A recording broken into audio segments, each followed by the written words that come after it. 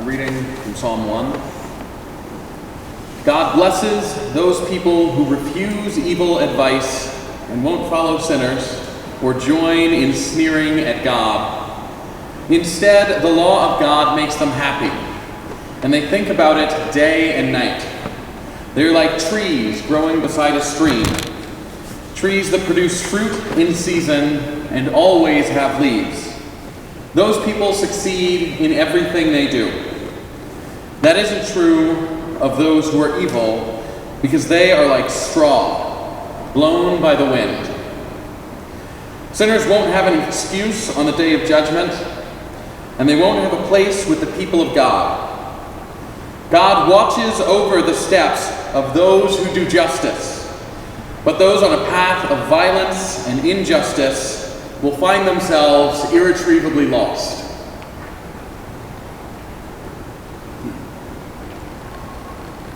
A reading from the Epistle of James. Are there any of you who are wise and understanding? You are to prove it by your good life, by your good deeds performed in humility and wisdom. But if in your heart you are jealous, bitter, and selfish, don't sin against the truth by boasting of your wisdom. Such wisdom does not come down from heaven. It belongs to this world. It is unspiritual and demonic. Where there is jealousy and selfishness, there is also disorder and every kind of evil. But the wisdom from above is pure, first of all. It is also peaceful, gentle, and friendly. It is full of compassion and produces a harvest of good deeds. It is free from prejudice and hypocrisy. And goodness is the harvest that is produced from the seeds the peacemakers plant in peace. Where do all the fights and quarrels come from among you? They come from your desires for pleasure, which are constantly fighting within you. You want things, but you cannot have them. So you are ready to kill.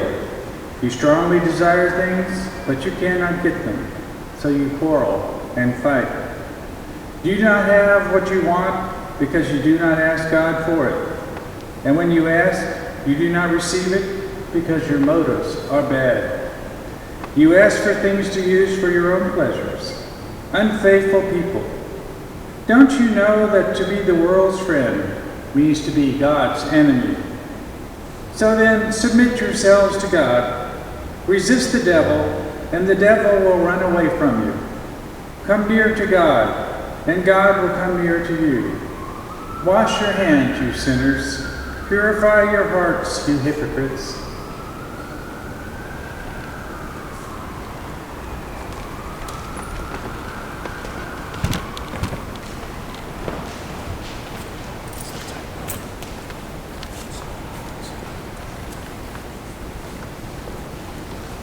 The hymn of dedication tonight is on an insert. There are a couple of different little typos, let's say typos, errors. So wherever you see the Lord, change it to our God, if you would, please. Please stand as you're able for this beautiful hymn.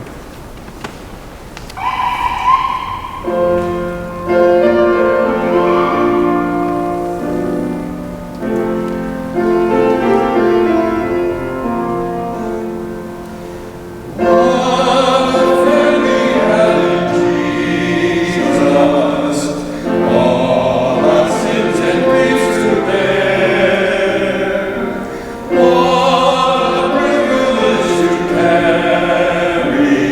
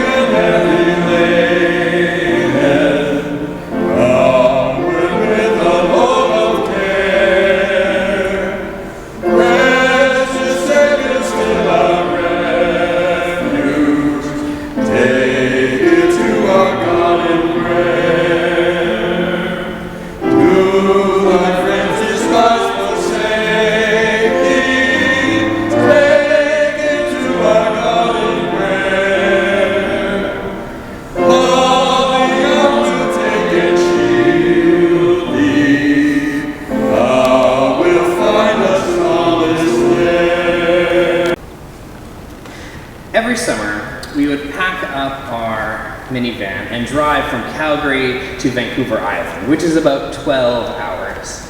In the car would be me, my dad, my mom, and my little sister. Me and my sister in the back of the car would alternate between fighting and getting along perfectly. And I would probably be listening to audiobooks, probably Star Wars ones or ones by the Dalai Lama, because that's the kind of child I was. And we'd all do this because we'd go out to meet my grandmother. We'd spend much of the summer on Vancouver Island, where my dad's mother lived. And after we had spent, in my mother's opinion, enough time with Grandma, we would head north on Vancouver Island to a place called Miracle Beach. But it wasn't on Miracle Beach where the miracle actually happened. The miracle actually happened at a beach closer to where my grandma lived, a beach that everyone else called Island View Beach. So one day we were at Island View Beach enjoying the island views, and me and my sister happened upon a bunch of marbles. Ordinary glass orbs in the sand. And as children, this was the most delightful thing we could ever find. We spent the entire time at the beach playing with these marbles, marveling and asking ourselves, where did they come from? Because it seemed that they had just been put there by God. It never crossed our minds for a minute that someone maybe left their marbles there, lost their marbles at the beach, as it were. It was too magical for that. These were special marbles that were meant for us. We took so much joy in them. Now, I went to a Catholic undergraduate school, and so I went to school with a lot of folks who were going to be priests in the Episcopal or the Catholic tradition. And so I had to take a lot of courses on the parables and the miracles.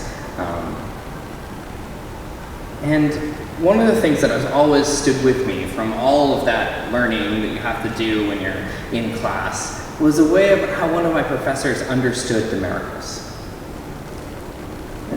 She said, the miracles in the Bible are signifiers of God's way. They, in and of themselves, the acts that described are merely symbols and signs towards the world in which God wants us to live. And so when we think of the feeding of the 5,000, it's not so much about the miracle of multiplying as it is about God pointing us towards a world of abundance where all needs are met. Don't get caught up in the magic of it, but go deeper to find the sign. What is this miracle telling us about the reign of God's kingdom? But I wonder if there's yet another step. I wonder if miracles are not only a sign, but I wonder if the reverse is also true. That our ability to see miracles in the world showcases an inward disposition towards awe, wonder, gratitude, and God. I wonder if the reverse is true.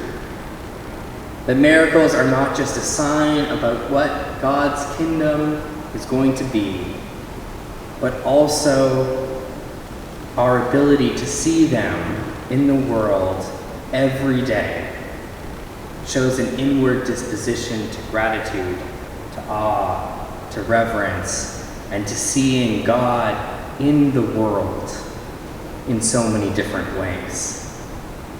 One of my ministry colleagues, Ken Bandlin, calls this ordinary praise. Our ability to see ordinary praise in the world. Now, the miracles have been an important biblical punching bag for centuries. You won't find a Christian theologian who has never touched the topic of the miracles. And so it is odd for me to stand in front of you as a Unitarian Universalist to say that my faith actually hinges upon miracles. I know that I am closest to God when I have actually drawn near to the God that calls me forth, when I am paying attention to the miracles in everyday life. Willa Carter, an American novelist, wrote, "Miracles seem to me to rest not so much upon healing powers coming suddenly near us from afar, but upon our perceptions being made finer, so that for a moment our eyes can see and our ears can hear what there is already around us." And yet, as I say this, I wonder if this is not just an Oprah moment quote. See the miracles around you and you're going to be fine. It's all there is. We can end it here. And so as I was thinking about why this resonated and why my faith is hinged upon this, I realized that seeing miracles in my life has not only served me, but has saved me time and time again. And one instance of that I can think of is around my body. I'm sure that you have one too, a body, yes? It's that fleshy thing that propels your being as you go forth into the world. You're familiar with this? And you're also familiar with the standards that our society puts on what our bodies should be, whether that be a certain size, a certain look, a certain perception. And you're also probably familiar with how your self-image can get caught up in this rigmarole of self and world. You got this down, you're with me on that. All right, perfect. What I realized for myself is that I had such an unhealthy relationship with my body because I was focusing on only certain parts of it. I wasn't stepping back and realizing the miracles that my body was doing every day. Hearts that beat, lungs that push needed nutrients to every part of my body, bones that provided a structure so I could stand, muscles that moved so I could walk and dance, pancreases that ooze science things that make me allowed to do something with okay, science is beyond me. So I'm just thankful, even if I don't understand it. The miracles of my own body saved me when I could recognize the ordinary praise that I needed. But I also realized something else, is that not only do we need to see the praise in the world, we need to help other people realize the miracles of our own existence. A few years ago, I was taking the T out of Charles MGH to Kendall. You get to go over the river, which is beautiful if you're not buried in your phone or a newspaper. And I was watching two women, both of them African American, and I was eavesdropping on their conversation. And it seemed that they had not seen each other for a very long time. One of them was catching the other up, and all had transpired since they'd seen each other. And as they got over and we started leaving Charles MGH, the one woman who was from Boston turned to her friend and said, "Stop, look." And her friend just kept on talking. They hadn't seen each other for a long time, so she just kept on talking.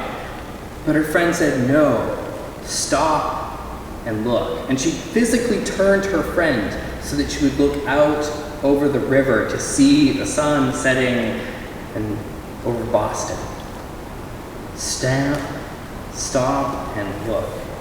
We need to do that for each other so we recognize the miracles that are ongoing. So about 3 years ago, my family was visiting my grandmother on Vancouver Island over Christmas. Her health is coming to a place in which we can't spend that much time with her. And so after our 15 minutes that day, we decided to go back to what we call Marble Beach. When we got to Marble Beach, it was a beautiful day, and we were looking at the islands. And we walked out onto the beach, and we started dropping marbles that we had purchased the day before at the dollar store, paying back a small kindness that had been given to us all those years ago, planting the seeds of miracles or maybe some other child to appreciate. So, friends, will we cast our lot with the miracles of life? Will we draw near to God as we see the glory represented in all of creation? Will we delight in the newfound visions that are already among us? Will we be tenders of the garden of miracles for others to realize the praise that we can give for the simple joys of living? I wonder if we can be those people, and what will be transformed if we become them. Amen.